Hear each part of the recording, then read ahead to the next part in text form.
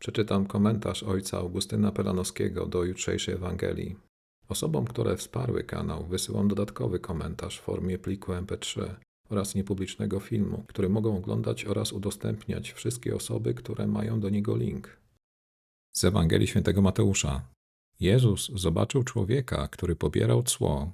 Miał na imię Mateusz. Powiedział do niego: „Pójdź za mną”.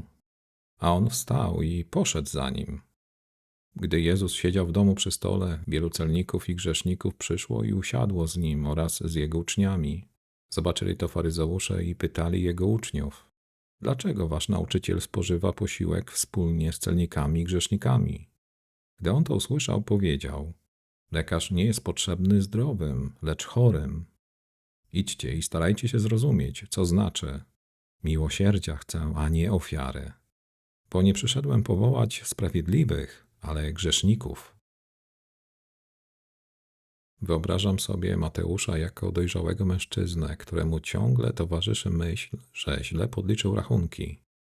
Zaczyna jeszcze raz, a gdy skończy, nie ma pewności, czy czegoś nie pominął i zaczyna liczyć od początku. Nigdy nie jest pewny, nigdy nie jest zdecydowany. To człowiek, którego męczą skrupuły. Podobne sytuacje zdarzają się podczas spowiedzi. Wyznajesz grzechy i kiedy kończysz, natychmiast masz wątpliwości. Czy wszystko powiedziałeś? Skąd się biorą skrupuły? Z doświadczenia wiem, że ludzie ogarnięci potrzebą idealnego oczyszczenia w przeszłości pomijali grzechy ciężkie. Dawniej połykali wielbłądy, teraz przecedzają komary. Osobę, która przez kilka lat zaniedbywała sumienie i świętokradczo przyjmowała komunię świętą. Po jakimś czasie sumienie w swej wynaturzonej formie zaczyna niepokoić tam, gdzie nie ma mowy o grzechu. Skrupulanstwo ma korzenie w przemieszczaniu się poczucia winy z tego, co istotne, na to, co nieistotne. Ktoś może kraść miliony, ale rozliczać siebie lub innych z groszy. Kiedy Jezus wszedł do Mateusza, nie zrobił mu kontroli, renamentu, nie wykrył manka w rachunkach, nie szukał jego pomyłek albo niedoskonałości. Spojrzał na niego i go powołał.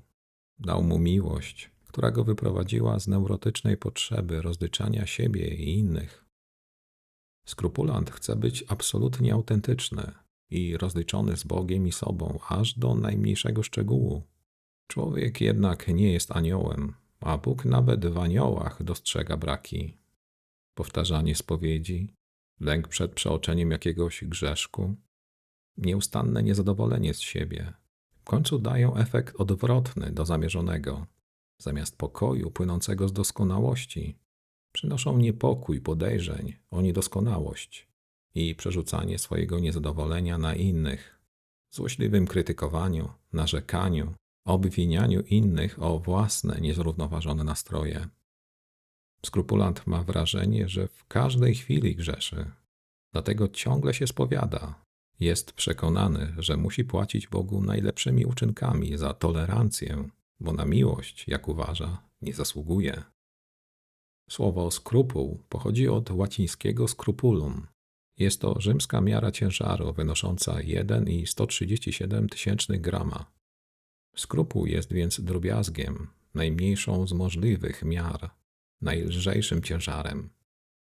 Takie nastawienie do sumienia nie ma nic wspólnego z życiem duchowym, gdyż jest problemem psychologicznym. Dopóki nie uzdrowimy w Jezusie swoich zahamowań i zwyrodnień osobowościowych, nie ma sensu mówić o życiu wewnętrznym czy duchowym, bo nie jest to żadna asceza, tylko nerwica lękowa. Duchowość chrześcijańska nie ma na celu osiągnięcie wewnętrznej doskonałości, ale spotkanie z Jezusem, życie Jego miłością, Jego spojrzeniem. Tu nie chodzi o rachunki, lecz o miłość, która się liczy z człowiekiem, a nie rozlicza z nim.